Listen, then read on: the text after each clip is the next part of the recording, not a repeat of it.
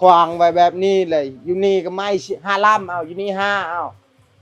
ผัดไปใช้ไม้ยาวแบบนี้เด้ลากได้มัดอยู่ข้างหน้าเลยมัดข้างหน้านี่ชุมขวางแบบนี้เจ้าก็นั่งได้บนนี่โดยเล่นบ่แนวตาคือเก่าคนมันตกเด้โดยก็เลย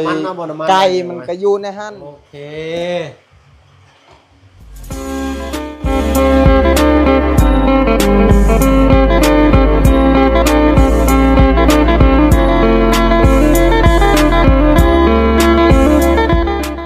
ทักทายเนาะกับทักทายสบายดีผู้ใหญ่ใจดีเด็ก FC เบิดทุกท่านที่เข้ามาชมช่อง YouTube บ่เพิ่งเคยหลายคือเก่ามื้อนี้ฟ้าฝนตกเบิดมื้อเลยพี่น้องเนาะตั้งคันถมคันจ้องก่อนเนาะตากฝนหลายมื้อหลายนี่เป็นวัดนี่ลำบากนะพี่น้องเนาะเพิ่นสิอยู่เฮือนผู้ใดเด้ทางนกสอนนี่เนาะถ้าบ่เพิ่งก็บ่ได้ค่อยเข้าไปเลาะบ่อยพี่น้องเนาะมีแต่ย่างเข้าไปแต่เฮือนนั่นซาวเซ่แต่ละเทื่อก็ได้รอบนี้คือสิได้ตามหาน้องสอนเพิ่นจักสิอยู่เฮือนใดเนาะเดี๋ยวถามเอาพี่น้อยเนาะพูดก็พูดเห็นว่าอุ้ยล่มครับน้องซ้อนเพิ่นหาหมูหาคู่ได้เพิ่นสิกินข้าวจะเละได้นี่เนาะตามเบิ่งนี่อันนี้มีแต่วัยรุ่นแท้สิกะเข้าไปอยู่บ่ค่อยก็ได้เนาะครับโอ้ยล่ม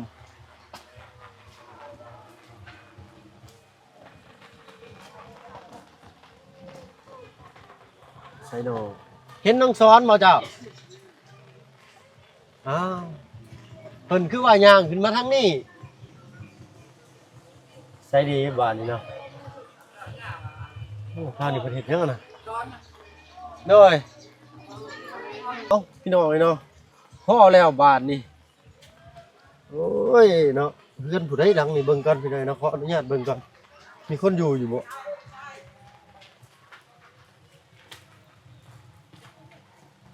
เพื่อนผู้ใดเนาะนี่เพื่อนไอ้ที่อ๋อโอ้ยสบายดีเจ้าโอ้ยโอ้ยมานำหาเจ้าเนาะมาแต่เพื่อนผู้ใดเมื่อกี้นี่มาแต่สิได้มาส่งอยู่เพิ่นอ๋อเพิ่นประชุมเพิ่นโอ้ล้มเรื่องหยังอ่ะนะลมเรื่องม่วนนี่โอ้แต่งตัวหล่อเนาะมื้อนี้เนาะรอใช่รออยู่ใช่รออยู่น้ำเจ้านี่แล้วเลยเนาะมื้อนี้เพิ่นคือคืนเด้เนาะโดยมาลิ้นม่วนเพิ่นคือม่วนได้มื้อนี้โดยพาเพิ่นมาเบิ่งงัวเด้อ๋อเพิ่นสิพากันกินจ้าแหละโดยจะมาแต่เฮือนใดเมื่อกี้นี่พาอ้ายย่างไปเบิ่งอยู่อ่ะพูดไปพาอ้ายย่างไปแล้วนะเลยว่ะไปหั่นแหละเนาะอ้ายไปรถได้อ้ายไปเลยพูดเฮือนเท่านั้นเฮือนผู้สาวบ่จ๊ะฮะไปเมื่อนะบ่อ้ายอยากไปนะเดี๋ยวนี้ฮะไปพาอ้ายไปเบิ่งแน่เฮือนนั่นเขากินเบียร์อยู่อ๋อเพิ่นกินเบียร์เจ้าหาบ่ได้กินนำเพิ่นบ่เนาะดีแล้วเนาะบ่กินเหล้าบ่กินเบียร์บ่สูบยาสูบบุหรี่บุหรี่แต่ถือว่าถึกใจเลยนะเนาะกินข้าวกินน้ำเลยบ่น้องมื้อนี้ยังว้ายคือว่าซั่นเนาะบ้านนี้เนาะไปตั้งมกตั้งใจข้ามถนนก่อนพี่น้อยเนาะรถเบียดเพิ่นแล่นมาในนี่นั่นอันตรายขนาดใดเอาคอยเด้อมาแล้วโอ้ขึ้นไปบ่ได้พี่น้อยเนาะขึ้นไปพุ่นเพิ่นเปิดเพลงขอโทษขออภัยนำหลายๆเนาะโดยปึ๊บเนาะ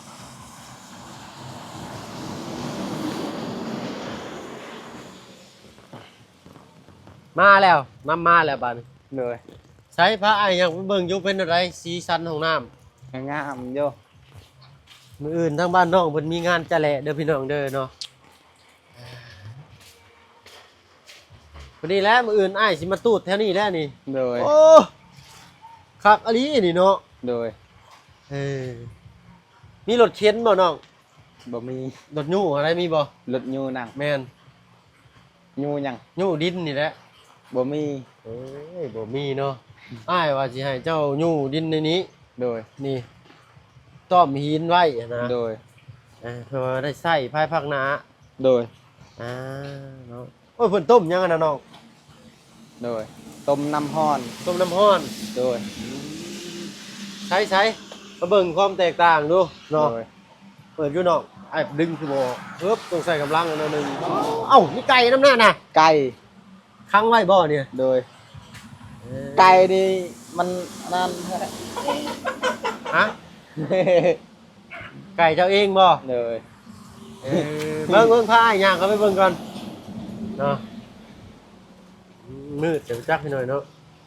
เอ้าขอสิก้างคันจ้องกันมายังนี่ฮะเพิ่นสิไว้จะแหละบ่นี่ฮะ โดย นั่นแหละหน่อยบ่ต้องกินสัตว์ใหญ่เด้อ โดย กินแต่ ขา สัตว์น้ ต้ อ อย งบ่ต้องขามันเด้อ โดย มีแต่กินไก่นี่แหละ โดย คือว่าแหละเนาะสัตว์ทุกชนิดนี่ก็ย่อมเป็นอาหารของผู้คน โดย เนาะเฮาบ่กินเฮาก็อดตาย โดย สิกินแต่ผักเลยก็บ่มีวิตามินนี่กว่านี่เนาะ โดย อารมณ์ดีเลยวันนี้ยิ้ม โด เลย ย สบายดีเด้อ เลยนี่แหละพี่น้องครับโอ้ยโอ้ยตกใจเลยค่อย รถใหญ่มันเชียงดังเลย เขาเปิดได้บ่ดิ จักสิได้หรือบ่ เขาต้องเปิดได้เรื่องหอดยามเปิดต้องเปิดด้วย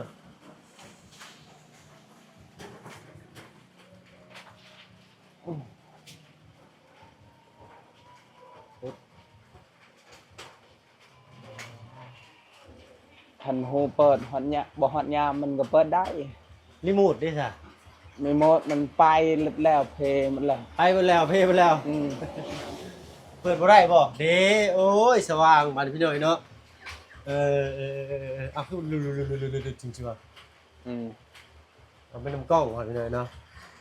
อันนี้เด้อพี่น้องเด้อเนาะน้องซ้อนเพิ่นนี่ยังบ่ทันมีไผบอกเพิ่นว่าซั่นซะน้องเพิ่นจัดการเคลียร์เรียบร้อยถ้วยบวงช่วงซ้ำ โดย ไผพาเฮ็ดอันนี้ เฮ็ดเองแหละ กินบ่บุญเนาะมีแต่เพิ่นมาล้างถ้วยช่วยบ่มื้อ โด นี้ ย อันนี้ก็ถือว่าเป็นห้องเก็บข้าวเก็บของเลยก็ดี โดย มีหยังในกระสอบนี่ เนี่ยมีแต่อันนั่น หืม อากับ หืม อากับใส่หนู อ๋อกับดัก ส่วนกวกตะกะตี โอ้โดยเนาะโอ้ยอบอุ่นเลยนี่อากาศหนาวๆสิเนาะ นั่งปอกจักบาทนิดหน่อยเนาะไฟกันกระพริบเด้อเบิดสำลีบ่น้องชอน เพื่อให้ก็ต้องลงเว้นวันเลย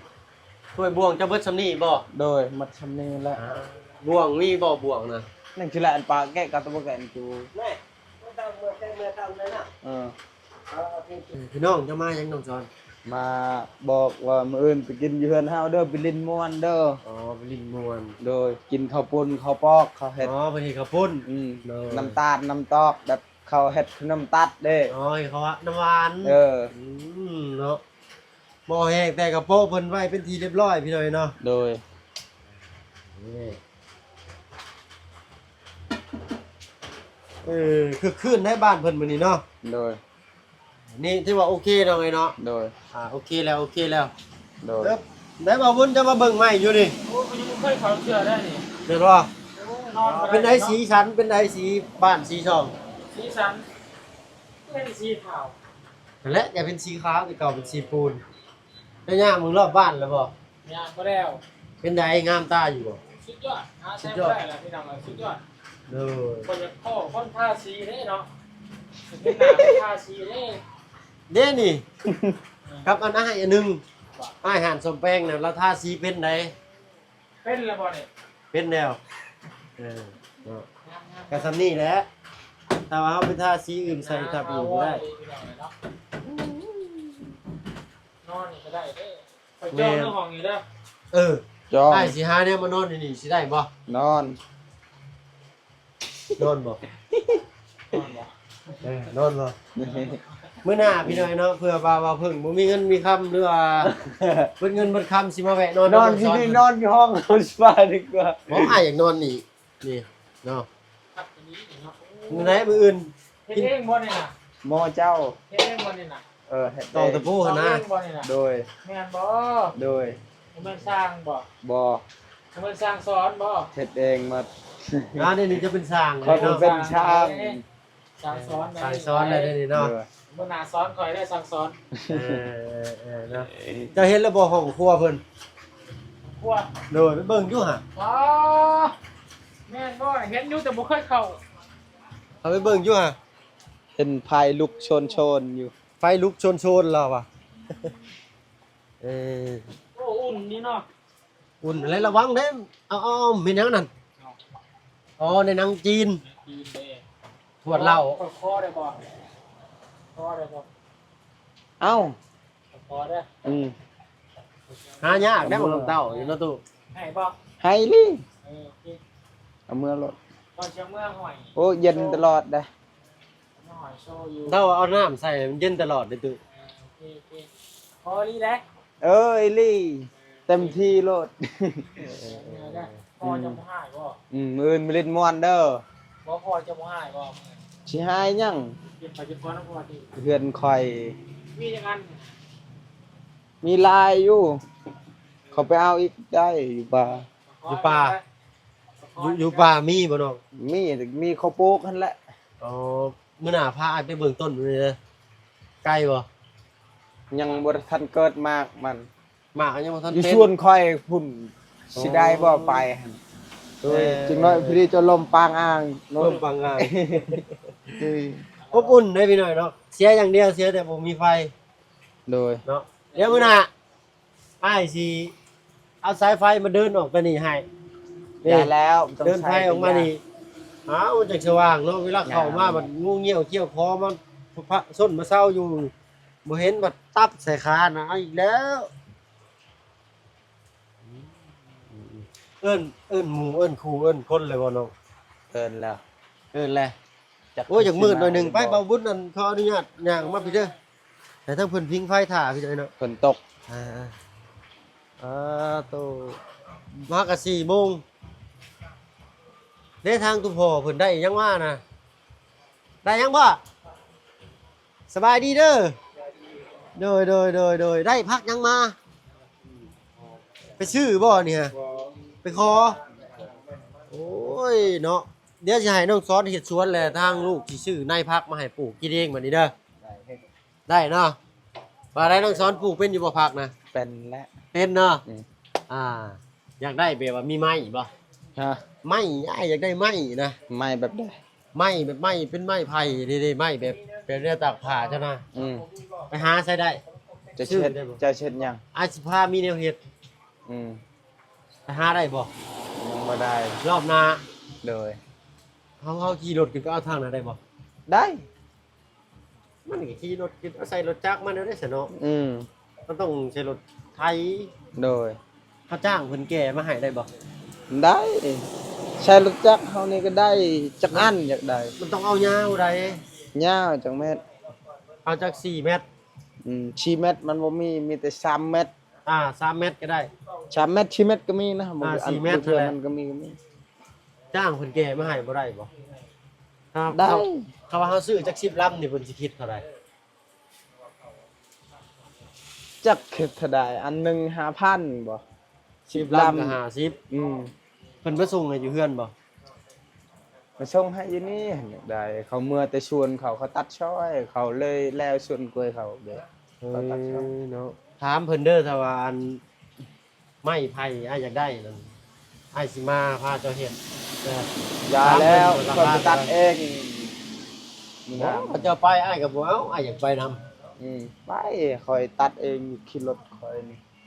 มันสิเอามาได้บ่มันยาวเลยเนาะ โอ้ยได้เลยรถจักรสิบ่ได้นี่ได้ เจ้าก็ขี่บอลนี่แหละบอลนี่แหละเจ้าขี่แหละบอลได้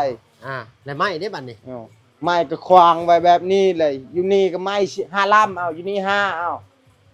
ผัดไปใช้ไม้ยาวแบบนี้เด้ เอาแล้วก็เอายาวมาพี่ แล้วก็มัดบอลนี่เอา อ่า ก็ได้เลย แล้วก็ลากมาเลยตามดิน บ่ได้ลากได้มัดอยู่ข้างหน้าเลย เออ มัดข้างหน้านี่ช่วงขวางแบบนี้ อ่า เจ้าก็นั่งได้บอลนี่ โดย เห็นบ่ แล้ว บอลนี่ก็มัด อ่า นี่ก็มัด เนี่ยได้ แล้วก็เอาไม้สอดยาวสิเลย แล้วก็ครั้งนี้ก็คือกันนี่ก็มัดบอลนี่ เลย นี่ก็มัดบอลนี่กันแล้ว แล้วก็ไม้สอดยาวไปเลย4 เมตรบ่ได้น้อยๆได้ อืม เด้อ1 2 3 4พี่ พอแกตั้ง5 เมตรพุ่น ก็แค่5เมตร อืม โอ้อุ่นใจแล้วสักพี่น้อยเนาะคันแนวนี้โอเคเด้อ โดย อยากเบิ่งห้องผู้ว่าวว่ะไปเขาไป ห้อง เบิ่งเด้อ ห้องพบายมันโลก มันลก อืม ผมก็เบิ่งนะอยากเบิ่งจังซี่แหละอ้ายสิพาเบิ่งห้องซุมื้อได้อ้ายมามื้อใดเจ้าเตรียมโตวโลดเจ้าต้องรักษาความสะอาดทุกมื้อใดอ้ายมาอ้ายก็สิเบิ่งอยู่นี่แหละเบิ่งทุกมื้อเลยอ้ายเข้ามานี่ พุ่น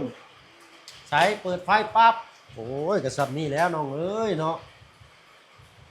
กินอยากเปื้อนในเด้อพี่น้องขอโทษขออภัยเหยียบเข้าไปโลดแต่น้องซ้อนถูเด้น้ำยาเพิ่นก็ใส่อีกเด้เนาะน้ำยาเพิ่นก็ใส่อีกเด้เนาะน้ำมันยังใช้น้องซ้อนอันนี้นี่น้ำมันบ่ นำกิน เอาขึ้นเป็นสีเขียว นำแกเจ็บแอวเจ็บยังนี่นำเตานั่น อ๋อน้ำแบบว่าน้ำผักไหม้รสชาติเป็นอะไร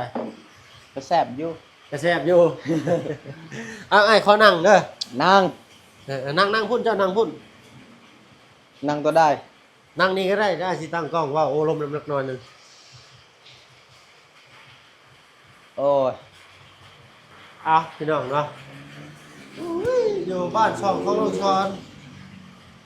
ฮึบเปิดประตูอยู่แจ้งกูเก่าจักโอเคพี่น้องเนาะได้อยู่พัดลมได้เปิดได้อยู่บ่อ๋อเราบ่ได้เสียบปลั๊กไอ้ขอนั่งนี่เด้อ นั่ง ซักอยู่บ่ที่นอนนี่ ซักคือกัน ซักอยู่เนาะถอดผ้าปูออกซักอยู่เนาะไอ้ขออนุญาตเบิ่งรูปนี่เด้อ โดย จำได้อยู่ติ ได้ อันนี้ผู้เอ้ยกกบ่น้อง โดยมีแต่ผู้เดียวนั่นแหละบ่อายคอยกบ ไอ้กกแล้วก็อันนี้ผู้ที่เจ้าผู้ที่สองเนาะ อืม 3คนบ่ครอบครัวเจ้าพี่น้อง โดย 3คนเจ้าเป็นน้องหลา โดย เด้พี่น้องปัดก่อนบ่ได้หาผ้ามาเช็ดเด้อน้องเด้อ โดย ผ้าเอาผ้าชุ่มๆก็ได้เช็ดแต่สะอาดตลอดเนาะ โดย พี่น้องเนาะนี่คุณได้น้องสอนตอนยังน้อยเห็นอยู่บ่พี่น้องเห็นอยู่บ่เนาะเบิ่งแตกต่างกันอยู่บ่ใช่แววตาคือเก่าพี่หน่อยเนาะแววตาก็ปากกับริมที่ปากแล้วนะคือเก่าเราก็ได้ห้องกูบ่าวจำนี้แล้วอันนั้นได้จ้ะขออนุญาตเบิ่งอีกได้บ่ โดย ขออนุญาตอึดอ่า หมู่กันเขาถ่ายรูปพร้อมกันเอื้อยคอยกับหมู่มันหมู่ตอนที่ยังบ่ได้เอา นี่ ผัว เนาะผู้พาดตะกี้เวียดได้ถ่ายเนาะ อืม มันดีใจว่าเวเบอร์ มันเก่าได้จักปีแล้วฮอด แม่น ได้แล้ว10-20ปีแล้ว อ้ายก็เคยถ่ายอยู่แบบนี้ใหญ่ๆนั่นมันดีใจภาพพวกนี้เปิดด้วยภาพตัดแปะอะไรเนาะอัน แต่คอยยังน้อยพุ่นเราถ่ายรูป อันนี้แพ้ดิ เอื้อยคอย เรื่อยเจ้าเลยเนาะ อืม แมนอยู่พี่หน่อยเนาะกูนี่เด้ หมู่มัน หมูเพิ่น อืม อันนี้เด้ หมู่มันมัด เพิ่นไปใส่เบิร์ด นี่ เด้อ เอื้อยอีพาเด้ ผ้า เอื้อยอีพานี่เด้อีพืช ชาวผ้า เออ อ๋อน้องผ้าพี่น้องผ้า นี่เอื้อยน้องแซมนะ อ๋อน้องแชมป์ อืม น้องแชมป์ที่บ่เพิ่งมาถ่ายมือเพิ่นสิตํกับพุ่นเด้อ โดย น้องแซมน้องผ้าบ่าวซ้อนโอ้เนาะถือว่าเมื่อก่อนนี่ก็ไผได้ถ่ายรูปแบบนี้ถือว่าระดับหนึ่งเลยได้พี่หน่อยเนาะ โอ้งามได้ ถ่ายรูปแบบนี้ถือว่าผู้มีเงินหน่อยๆนึงนะถึงว่าสิได้ถ่ายรูปชาว30ผู้ใดตะกี้เดี๋ยวนี้ก็ได้พี่ทั้งยังนี่ก็หา10ผู้ใดเนาะหา10,000ตะกี้นี่โอ้ บ่ฮอด บ่ฮอดบ่ 25,000 25,000ก็100นึงพี่หน่อยเนาะเมื่อก่อ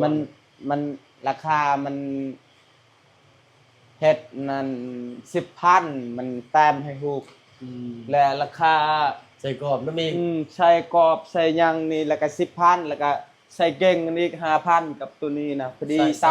25 ยังก็ ใส่เก่งนี่กับตัวนี้เด้อ ใส่เก่ง อืม เอาใส่กรอบ อืม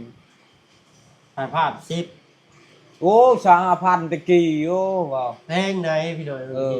ตะกี้เงิน25,000กีบนี่เท่ากับ100บาทไทย โดย 25,000กีบ25,000 คัน เท่ากับ100บาท คันข้าวหมด10โลพุ่นข้าว เข้า10โลต่อ25,000 อืม เมื่อก่อนนั้นเงิน1,000 บาทนี่เท่ากับ250,000กีบได้อพี่น้องเอ้ยซุมื้อนี้250,000กีบนี่เท่ากับ400ได้ อืม แตกต่างกันแห้งอยู่พี่น้องถือว่าสุดๆเลย แม่ เนาะบินค่าน้ำค่าไฟเราก็เสียบโฮมไว้ โดย ครับต้องมีระเบียบในการใช้ชีวิตเด้อบัดนี้เด้อ อืม เนาะ โดย ทุกอย่างนี่แหละห้องฮู้ที่สำคัญเลยก็เป็นผู้บ่าวโสดเด้อน้องเด้อ โดย จากตัดหญ้านี่เบิ่งอาจสิวางระเบียบให้ใหม่เลยเอาสั้นเห็นได้บ่สั้นเห็นบ่ได้เลยเนาะ บ่ได้ยามมันตกอีก ตกไอ้พังๆนี่ เออ เอาไว้ถึงเฮือนได้บ่เอาไปเก็บไว้อยู่ห้องนั้น โดยถึกแต่ว่า เอาไปเก็บไว้ห้องนั้น มื้ออื่นก่อนมื้อนี้บ่ไหวฝนตก ฝนตก กกแก๊กตลอดเช้า4ชั่วโมงฝนตก เอาไปเลยนะเดี๋ยวดิเอาเดี๋ยวได้ไอ้เห็นนะไปออกมาได้จะเป็นเปิดประตูให้เปิดประตูไปซะไปวางไว้หันก็ได้ไอ้เยี่ยมขอยยางเข้ามาเพื่อนเบิ้ลของเราไปเลยเนาะเดี๋ยวมีทั้งทูเอาทางหน้าผืนใส่กันตึ้มๆอยู่เนาะไปจะถือเอาจักดอกนี้แหละไปเลยเนาะจักแบบน้องซ้อนนี่ซื้อมาจากเชโนอันนี้นะเนาะโอ้ตัวใหญ่กว่าตัวนั้นได้นี่สำคัญเนาะ สำคัญ สำคัญอ้ายซื้อไปให้อันพอน้องไม้น้องทายเด้อน้องมื้อนี้ โดย นะ จักรุ่นใหญ่ รุ่นเดียวกันนี่แหละแต่มันเป็นสีเขียว บ่รุ่นใหญ่คือน้องไม้น้องพายน่ะน้องนั่น อึบค่อยห้องนี้เก็บของสำคัญหลายเจ้าต้องหลอกไว้เด้อน้องเอ้าไก่จะออกแล้ว โดยบ่เป็นหยัง นี่ไก่นี่เป็นของ ว่าไก่เป็นบริรักพี่หน่อยเนาะไก่เป็นคุ้นนะนี่นี่ อืม อ๋อมี3โตวเลยนี่ยำนี่ต้องไว้อย่างสิข้าวของมันมึงได้ไก่ได้อจะไปเด้อจะไปละอึ๊บเบิ่งจะไป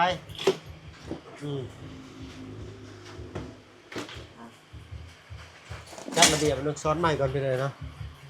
นอกเพิ่นอาจสิบ่ฮู้จักเฮ็ดเพิ่นก็สิเฮ็ดอะไรแต่ว่าเพิ่นยังบ่ทันว่าง คนมันตกเด้ โดย ก็เลย มันเอาบ่น้ำมัน ไก่มันก็อยู่ในหั่น น้ำมันออกนอกไปเลยห้องยูโรไปลายเลยบัดนี้เนาะ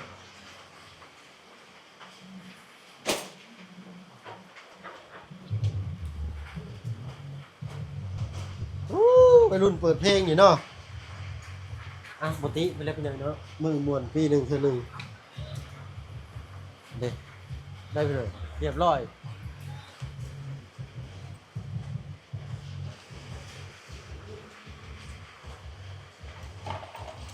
โอเค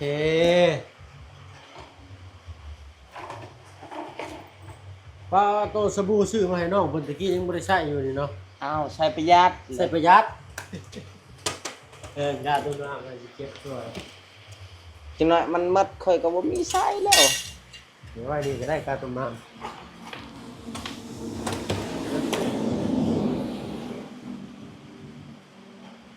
เสื้อผ้านี่ต้องเปลี่ยนใหม่ได้เสื้อผ้านี่เด้ออยากมีเงินซื้อราวตากผ้าให้น้องเพิ่นเฮ็ดให้เนาะซื้อราวตากผ้ามาวางนี่โอ้พอดีงามเลยนี่เนาะนี่ราวตากผ้าบนนี้เนาะคือว่าห้องนี่โอ้ยสวัสดิ์เสบยเอาพี่หน่อยเนาะเป็นไงบ้านนี้ขาดแต่ราวตากผ้าเด้อน้องเด้อ โดย เป็นอะไรดีพี่หน่อยเนาะมีเงินไหนจะซื้อมาให้เนาะ โดย ไม่ได้มาให้น้องคนนี้หน่อยเนาะนี่ราวตากผ้าไว้นี่เป็นไงจะวายวะ โดย ไปยืนมึงอยู่ เอาไอ้ใหญ่จะเลือกเจ้าสิเอาบอลได้ว่าเราตะพาเจ้า บ่นี่ บ่ได้ถึงหัวบ่ได้มันต้องค้าง ข้างๆนี่ แม่นจะต้องวางข้างนี่เด้อ วางประมาณจังเมตรเด้อ2เมตร1 2พอดีเท่านี้พี่น้องเนาะก็สูดก็สูดปุ๊บก็เหลือไว้ช่องหนึงที่นี่2เมตรเท่านี้ โดย อันนี้เอาออกอันนี้ โดย แหละเด้อ โดย มีลาตะพาจัง เอาบ่มีเด็กก็ใส่ตัวนั้นแบบนั้นแหละ ผมมีใส่ตัวนี้ไปก่อนเนาะ แก้คัด โดย ประหยัดช่วยโลก โดย เนาะถ้าว่าเนมภาพคิดเห็นภาพไปเนาะมีตู้เย็นตั้งอยู่นี่มีโต๊ะทีวีตั้งอยู่นี่ประหยัดละฮอดบ่ไปใช้ โดย ใช่อ่านให้ฟังหน่อยนี่ บ่ฮู้ อะไรบ่ได้อ่านว่าบ่ฮู้ได้ตารางบ่ ผู้พา สถาบันการเงินจุลภาคที่บ่รับเงินฝากอินซีย์อะไรวะ รัฐวิชาหากิจไฟฟ้าลาวประหยัดไฟถึง 100% ด้วยโซลาร์เซลล์ว่าซั่นปรึกษาฟรีได้หน่อยโอ้เป็นหลังยังแว่นอีกแว่นนี้กระแจง พี่แจ้ง แจ้งตะแกงขอโทษเข้าไปอ้ายว่าจะแกงตะแกงตะแกงตะแกงตะแกงกันไปเลยเด้อแว่นเด้อ ตะแกรง พัดลมเด้บ้านเจ้า พัดลมคือกัน พัดลมบ่หม้อต้มน้ำ ดาวกระเตา ฮะอะไรก็ อะแดกัวดาว อะแดะกูเดาะดาว Ừ. อุ้ยจะเป็นชาติเว้ายากเป็นชาบ้านเด่นพี่น้องเนาะตะกร้าพาไว้นี่บ่โอเคกล้าพานี้ต้องเอาไว้ครั้งนี้โอเคบ่เนาะ Ừ. เพราะว่ามีเหล้าตะพาอยู่นี่ปะตะกร้าอยู่นี่ Rồi. เนาะอยากได้บ่เหล้าตะพา Ở đây là เอาสีหยัง ở xì khao. เอาสีขาวเนาะ Ừ. บ่มักแล้วบ่สีแดงแทงหัวใจ Mặc là mình thang lai thừa là มันแทงหลายเทื่ออุ้ยเนาะเออ เก่งกว่าเนาะมึงเนาะ จัดการให้เพิ่นเด้บ่เกี่ยงบ่ได้ได้ข่อยเข้ามาแต่ละเทื่อนี่ต้องเข้ามาตรวจเช็คได้ห้องเพิ่นนี่ได้เลยสบายดีจ้าสบายดี เนาะ เลยพาน้องเพิ่นเที่ยวเบิดแล้วเหลือแต่ให้น้องเพิ่นมาปัดบัดนี้เลยนี่แหละเพื่อมือเลยน้องชายเอาสากมาปู โดย สากใหม่ๆนะมาปู Rồi. บ่ก่อนเจ้าสิปูเด้อเอาไม้กวาดนะไม่กันพลอยนะ Ừ. Quạt con. กวาดพุ่นเลยก็เอาน้ำยาที่อ้ายให้นั่น Rồi. ส้มน้ำบิดมาดมาถูมันแห้งปุ๊บมันแห้งคักเลยเด้เอาสาดมาปูเอาเสือมาปูปุ๊บแต่ก็อื่นผู้สาวมาเปิดหน้าต่างออกเบิดเอาคืนบอกผู้สาวมันคืนบาดนี้ Sao mà tôi sai? เออ Hay xì mạc nó. นี่แหละคน Coi cái lượng sao. Thôi là có bưa vào đi. ให้ Hay สิ xì มา mạc. ว่า Cái lai cứ bè này. มีไรคือแม่ผู้สาวเลยบ่มี Phật lộm vào nhà ngam phật lộm. พัดลมยังงามกว่าเจ้าโอ้ยสร้างว่าเถอะพี่น้อง Ngam mình xuống. เอาเนาะมีสำนีเลยอ้ายอยากฝากไว้อย่าลืมปัดก่อนแล้วจะเอาไม้มาทูเด้อ Rồi. ไม้ม็อบยังอยู่บ่ไม้ม็อบใจเสื่อยนะ Rồi. ยังอยู่บ่ Mai nhằng. ไม้ทูพื้นนะ Nhằng. Vô hông nam. อยู่ห้องน้ำอยู่หลังห้องน้ำพุ่น Rồi. เวลาเจ้าเฮ็ดแล้วเจ้าก็จุ่มน้ำแล้วก็ โดย บิดมันมาแล้วก็ Rồi. สั้นปลายมันขึ้นเด้อ Rồi. บ่ให้เอาปลายมันลงเด้ Rồi. เอาบอลทูมันน่ะซี่ขึ้นมันจังเอาแล้วเฮ้ยตาเป็นตาย่านแท้หานอนบ่ Mới đây nonคืนนี่ ได้ นอนบ่หลับ นอนบ่หลับ อืม ตื่นเต้นนะนี่สิมีงาน นอนบ่หลับแบบเฮาบ่มีหยังสิกินเด้ อืมนี่เลยเด้ไก่3ตัวเลยเด้บัด อื นี้ มีแต่ไก่หั่น ว่านนี่คือเอาเงินให้ไปซื้อแต่ว่าซื้อได้บ่ สิไก่ ซื้อไก่ตัวเท่าไหร่ เงินนั่นน่ะแม่นเสียค่าไฟ โอ้งานบ่เสียค่าไฟ โดย ดีๆหน่อยดีอ้าวไก่ตัวเท่าไหร่จะซื้อ โตแสนหนึ่ง คนละแสนเพลงอันนี้100 กว่าบาทพี่น้อยเนาะก็ซั่นอ้ายก็เว้าลายยายห่างแล้วอ้ายสิขอตัวลำลาก่อน เด้อ มื้ออื่นมีหยังมื้ออื่น มาเล่นม่วนอยู่เล่นไฟนี่กินจะแหละ เจ้าสิขายังให้ไก่กิน กินชามโตไก่ท่าน เนาะกินไก่3ตัว ชื่อปลาอีก ปลาดีปลาเอาปลานิลเด้อ โดย ปลานิลมาแล้วก็บ่ต้องลอกเกล็ดอ ปิ้ อง กแม่นเอา สาม เกลือ โตสี่โต 3ตัวพอ แล้วก็ยัดใช้ยังนะหัวชีไข่ หัวสิไข่ยัดเข้าไป โดย เอาเกลือโอบละลายแล้วก็ปิ้ง โดย เยี่ยม โดย อ้ายบ่มากินไก่บ่ได้ โดย เดี๋ยวอ้ายสิมากินปลานิลนำ โดย ตามันเด้อเอาไว้ให้อ้ายเด้อตาปลาเด้อ โดย ตากับหัวเด้อ โดย เออเนาะเอาไปก่อนสั่น โด ไปเลย ยเนาะ สบายดีเด้อ เนยมาเขามาระเบิดพี่น้องฝนตกกับไปใช้กับบ่ได้บ้าน โดยลงเป็นคนตกตลอดเลย24ชั่วโมง บางทีว่ามันมืดแต่มันเป็นกล้องบ่เพิ่งบ่ชัดได้เลยเนาะฝนตกเนาะเอาสำหรับคลิปนี้ขอตัวลำลาแล้วพี่น้องเนาะผมพรคลิปหน้าก็แล้วกันเด้อเนาะอยู่ดีมีแฮงเบิดสุขุสุคนความเจ็บจะได้ความไก่อย่าสิมีเด้อพี่น้องเนาะฝนตกบ่อยก็ดูแลสุขภาพกันนำหลายๆเนาะบอกว่าใครแหละพี่น้องเนาะทีมงานเนาะกันเนาะอยู่ดีมีแฮงเบิดสุขุสุคนเนาะสบายดีจ้ะ